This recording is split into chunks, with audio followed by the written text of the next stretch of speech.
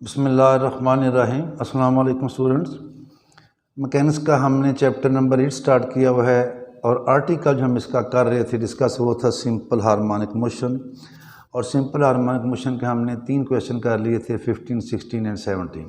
आज हम करेंगे क्वेश्चन नंबर 18 एंड 19। और 18 की स्टेटमेंट है, मैं कोशिश करता हूँ आपको सारी क्लियर नज़र आ जाए कि ये देखिए, ये 18 की स्टेटमेंट नज़र आ रही है कि a point describes simple harmonic motion in such a way that its velocity and acceleration at a point P are u and f। एक पॉइंट P है, P पॉइंट पे वेलोसिटी u है, एक्सेलरेशन f है, and the corresponding quantities at another point Q are V and G। एक और point Q है, वहाँ पे वेलोसिटी v है और एक्सेलरेशन g है। मैं रिपीट कर रहा हूँ, P पॉइंट पे वेलोसिटी u है, एक्सेलरेशन f है, Q पॉइंट पे वेलोसिटी v है और एक्सेलरेशन g है।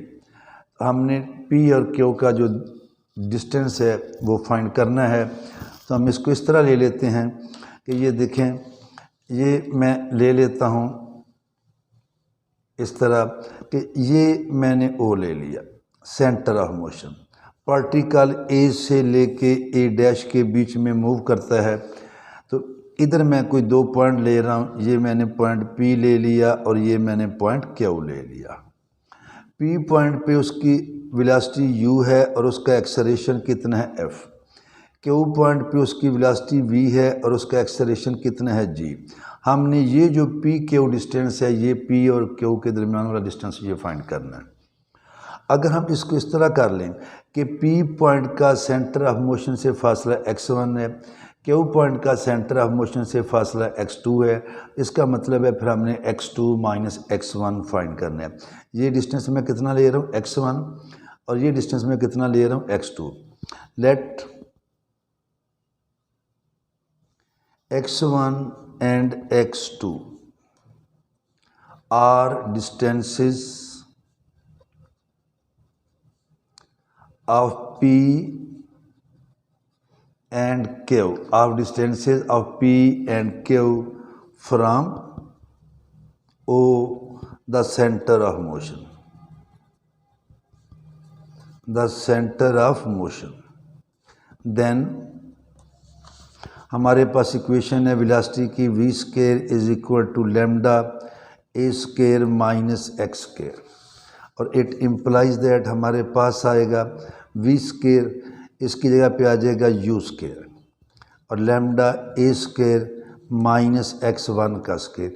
P पॉइंट पे वेलोसिटी u है और उसका डिस्टेंस x1 है, और फिर आएगा v square lambda a square minus x2 square.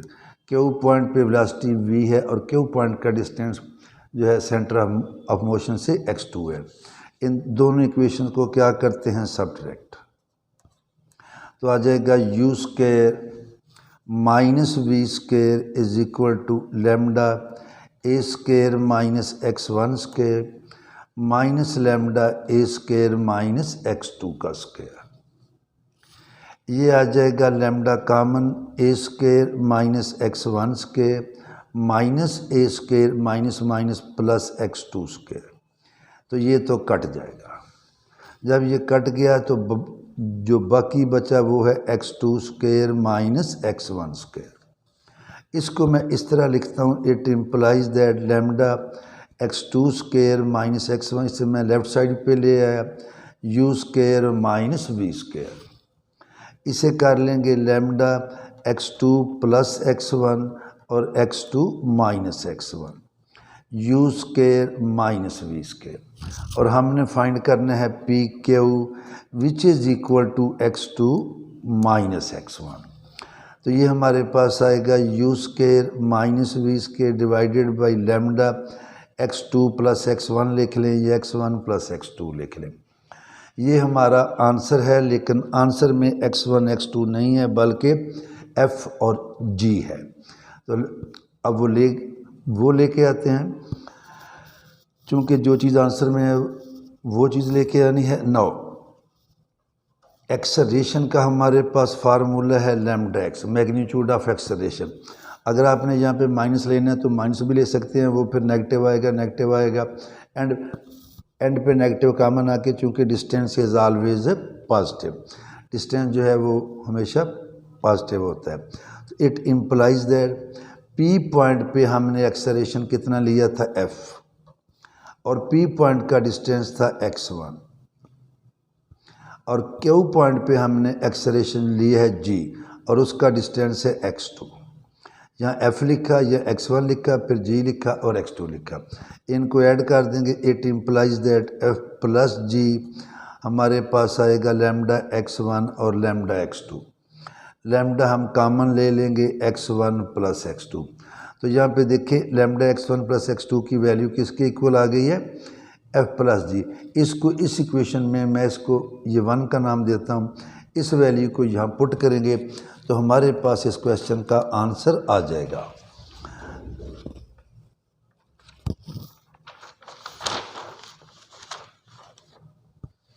So P Q,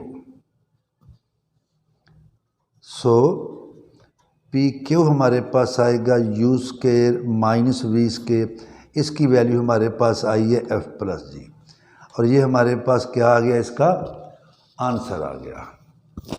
अब हम चलते हैं, लास्ट क्वेश्चन है हमारे पास, क्वेश्चन नंबर 19, और क्वेश्चन नंबर 19 की स्टेटमेंट है हमारे पास। इसको भी कोशिश करते हैं पढ़ने की। If a particle p moves with the velocity v given by v square is equal to n square ax square plus 2bx plus c, show that p executes a simple harmonic motion. पहले तो prove करना है कि ये जो particle है इसकी जो मोशन है ये सिंपल हार्मोनिक मोशन है। फिर हमने इसका सेंटर फाइंड करना है, एम्पलीट्यूड फाइंड करना है और टाइम पीरियड। तो एक चीज़ को हमने लेके चलना है, वो ये वाली है कि v square is equal to n square ax square plus 2bx plus c is ये इक्वेशन दी गई है। प्रूव करना है कि जो मोशन ऑफ द पार्टिकल है वो सिंपल हार्मोनिक मोशन है। फिर हमने इसका सेंटर फाइंड करना है, एम्पलीट्यूड फाइंड करना है और एंड पे टाइम पीरियड। अब हम क्या करेंगे, इसको इस differentiate with respect to x के लिहाज से इसका डेरिवेटिव लेंगे। तो जब x के लिहाज से लेंगे तो ये v स्क्वायर है, ये आएगा 2v dv over dx। n square तो कांस्टेंट है, ये आएगा 2ax प्लस 2b, c का 0। 2 पे डिवाइड कर दें तो v dv ओवर dx ये आ गया n square ax plus b। यहाँ से हम a कॉमन लेंगे, ये आएगा n square a x plus b over a। इसे v dy v बाई जो है ये dx, ये हमारे पास एक्सेलरेशन होता है। इसे लिखेंगे n स्क्वायर a और x plus b over a को हम क्या लिख देंगे, कैपिटल X। इस तरह हम पैराबोला में भी करते हैं, इलिप्स में भी करते हैं।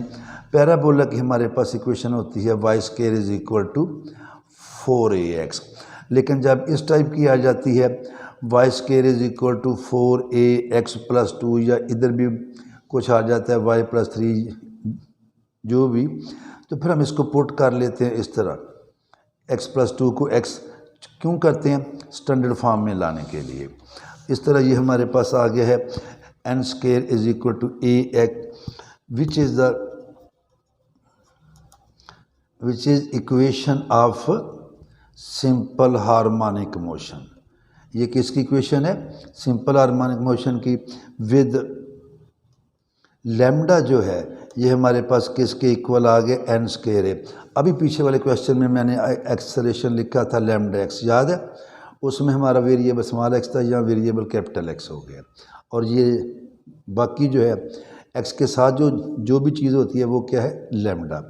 तो इट इम्प्लाइज दैट जहाँ पे लैम्डा अंडर रूट अगर हमें फाइंड करना है तो वो ये आएगा NA अंडर रूट।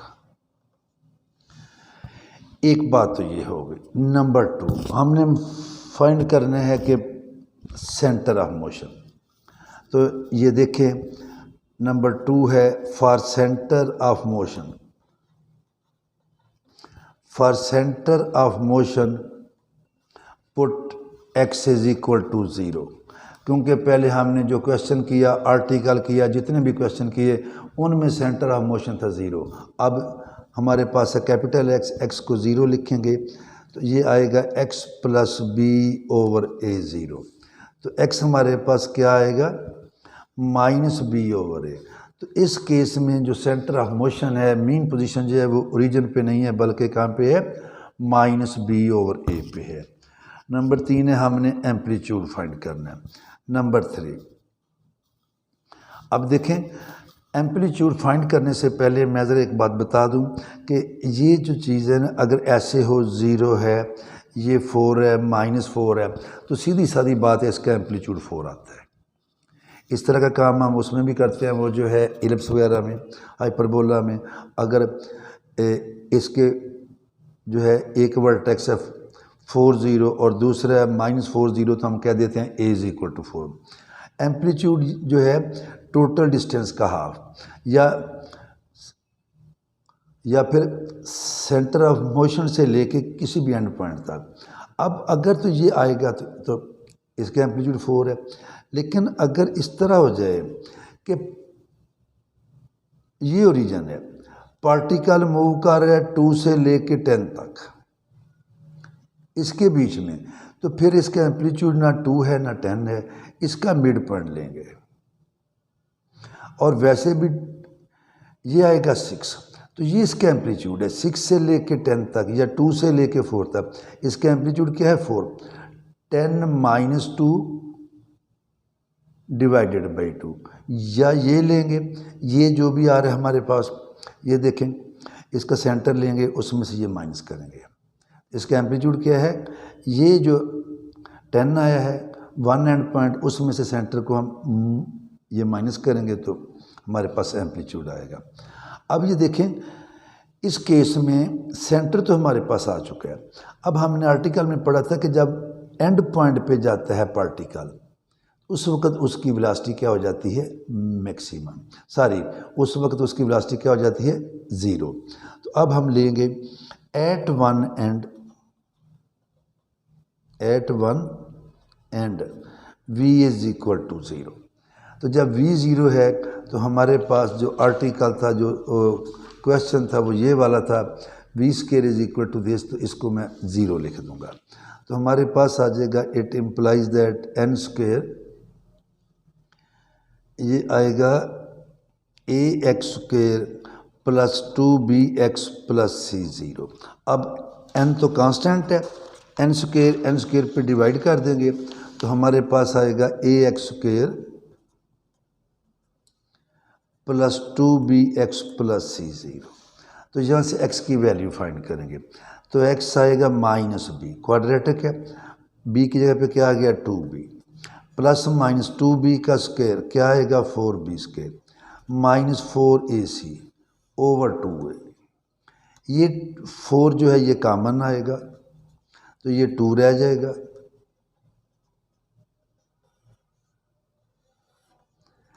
टू सारा कॉमन आके कट जाएगा।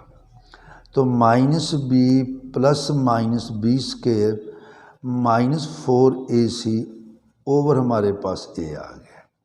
ये पार्टिकल का एक एंड पॉइंट है, सेंटर है ये वाला, -b ओवर a, माइनस क्या आया है -b ओवर a। और पार्टिकल कहाँ तक मूव करता है, इस पॉइंट तक, और इस पॉइंट का जो x कोऑर्डिनेट है, तो इन दोनों का जो डिफरेंस है वो हमारे पास क्या आएगा, इधर मैं लिख भी देता हूँ, -b square -4ac over a। तो सो एम्पलीट्यूड ये आएगा -b plus -b square -4ac over a minus ये वाला डिस्टेंस। तो ये हो जाएगा -b plus -b square -4ac over a plus b over a। और जब इसका एलसीएम लेंगे तो ये देखें b से b कट जाएगा,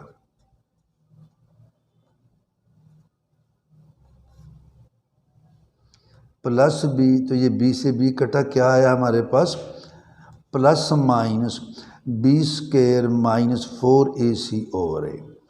और एम्पलीट्यूड जो है ये it is also a distance.